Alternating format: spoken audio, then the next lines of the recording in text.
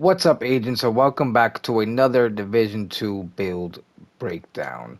Today we are actually focusing on the Catalyst Exotic Mask, one of the latest exotics that dropped this season with Battle for Brooklyn. And it's been a little bugged, so I know many people haven't released builds for it. It recently was patched. You can definitely see the difference now with the damage. I've had this build kind of sitting here waiting for this buff.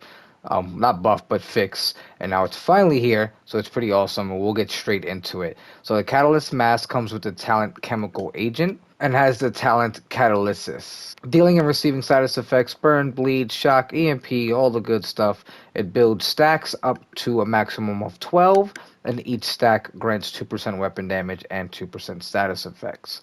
Now, each enemy within 25 meters of us that is affected by a status effect gives us 1 stack a second, and if we're affected by a status effect, we get 2 stacks a second. Each stack decays at 1 second after 5 seconds if no enemies in the radius of us are being affected by status effects.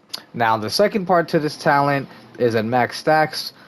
When we kill an enemy that's under a status effect, we get 25% bonus armor, 20% reload speed, which is pretty cool because if we're at the max stacks, we should have a total of 24% weapon damage and 24% status effects. So it's really good stats all around. Now, the third part, which is actually, I think, a really underrated part of the mask, is stabilizer. While burning, you can maintain ADS without disruption. The amount of times that messes me up, especially when I was playing the Brooklyn missions, you get burned a lot, I think, and this just comes in completely clutch. Yeah, you'll take the damage, but as long as you're killing people and you're doing what you have to do, it won't really matter. Now, in order to use this mask, of course, we need people under status effects so we can build the stacks, and that's where ongoing directive comes in and comes in clutch.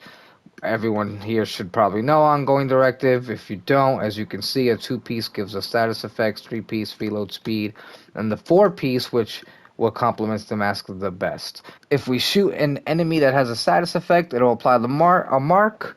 When we kill that marked enemy, we'll receive hollow point ammo, which makes our enemies bleed, which is perfect, right? It's a status effect. Now, once we do that, we are building the stacks for the mask. And the plus to this is when we are shooting anyone that is bleeding, was hit by the hollow point ammo, we receive an amplified 20% weapon damage, which is pretty damn awesome. Now, to start all this off, when we're using the build, we are using the Banshee Pulse. That's why we are running Gunner. 1, we get the armor on kill, and 2, we get the Banshee Pulse. The Banshee Pulse pretty much starts off the fight. We're immediately putting someone under a status effect. We're killing them. We're gaining the hollow point ammo. Once we do that, we're building stacks on our mask. And it just goes full circle all around. As long as I'm killing people that are bleeding, I'm building stacks. I'm maintaining my damage. And that is actually also where the goalie complements this build. With the goalie, we get the talent Perfect Pressure Point. This amplifies our weapon damage by 20% to enemies under a status effect. Now, I could use a weapon that has something like Sadist or Pressure Point, something that gives a little more. Sadist would give me, I think it's 30 or 35% damage to enemies that are bleeding. But I found the goalie to be a little more consistent. You deal with a lot of different status effects in the game. I usually am focusing on hitting the weak points on targets and making sure I'm shooting things that are around the area that I can shoot and explode and apply a status effect to people. So the gun comes in pretty clutch, especially if you're playing with friends. You have someone maybe running a St. Elmo's engine or running their own tech build of some sort. You're gaining the benefits off that as well. Pretty fun combination, although I do have to say, compared to most other weapons, this weapon is a little harder to really have like good accuracy or good control, but once you get used to it, it's actually pretty fun. Now, as you can see, I am running the chest piece on the ongoing directive. Some might be wondering why the chest piece, not the bag. Well, the chest piece gives me 50% amplified damage to people who are bleeding with the hollow point ammo. I think that's much better. And then 20%, an extra 30% comes in pretty clutch. And with the backpack, we use Unstoppable Force, which when we kill an enemy, we get 5% weapon damage, stacks up to 5 times. So once we're at max stacks, that's another 25% weapon damage on top of that. Now, if you quickly want to see what I'm running, I have double crits on the backpack. It's a Cheska backpack, so of course I get the crit chance brand set bonus. For the gloves on the ongoing directive, I have crit chance and an armor core. For the knee pads, I have an armor core and crit chance as well, not even maxed out.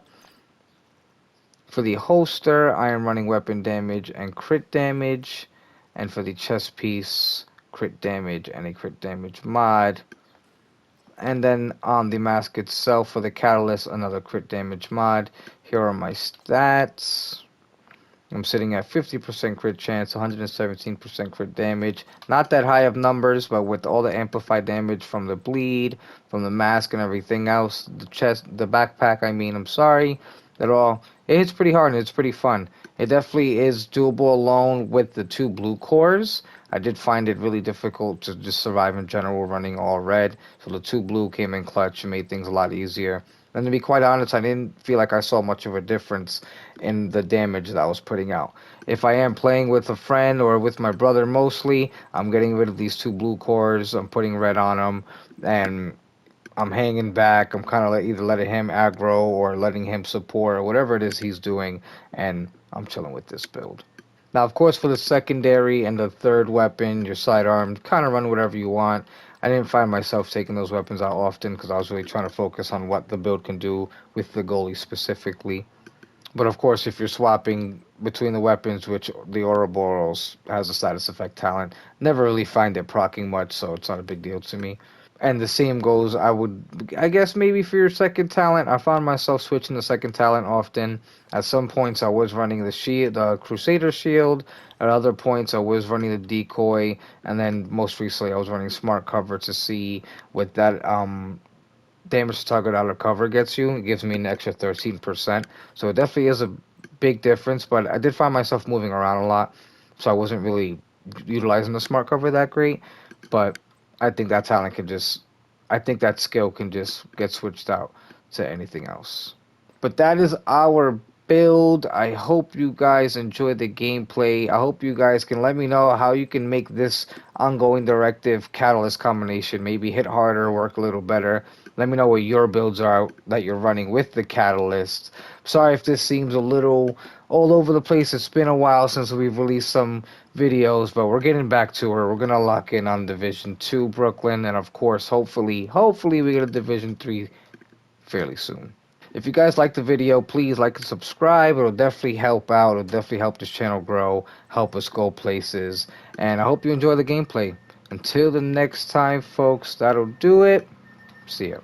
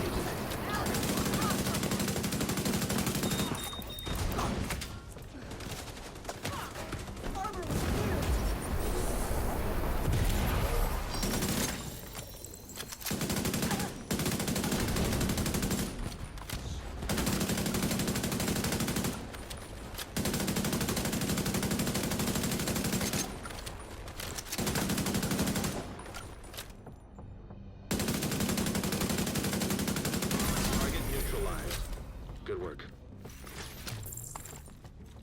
That's your target.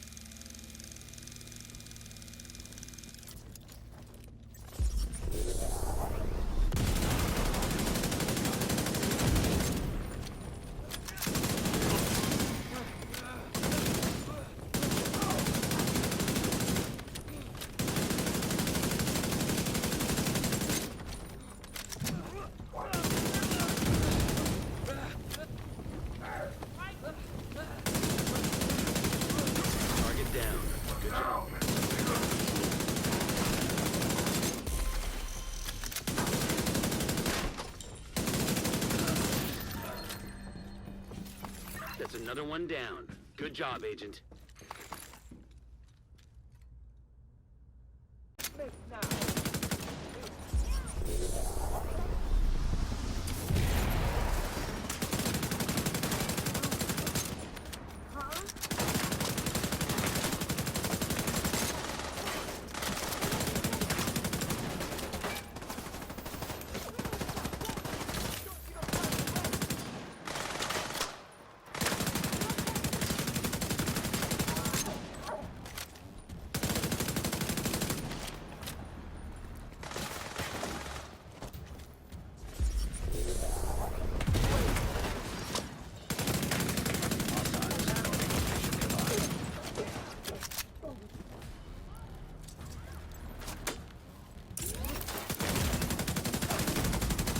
Vital signs critical.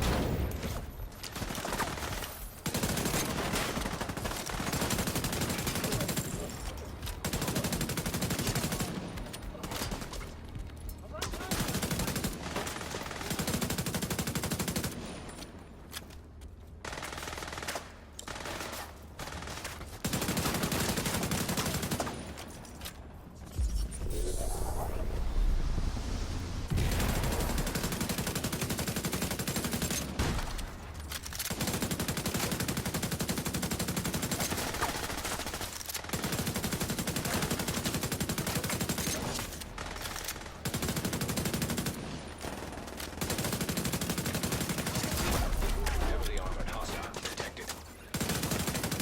Detected. In location. Guarded by hostiles.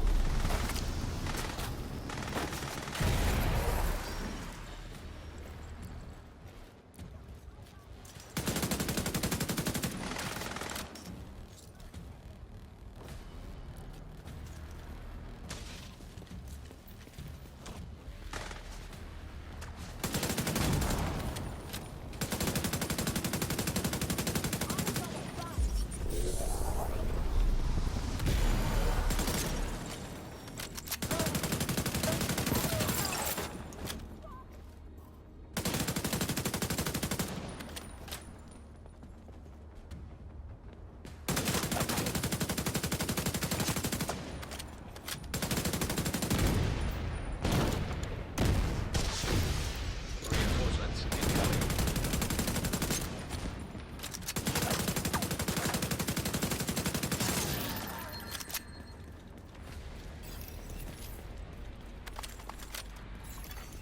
Detecting additional hostile contacts.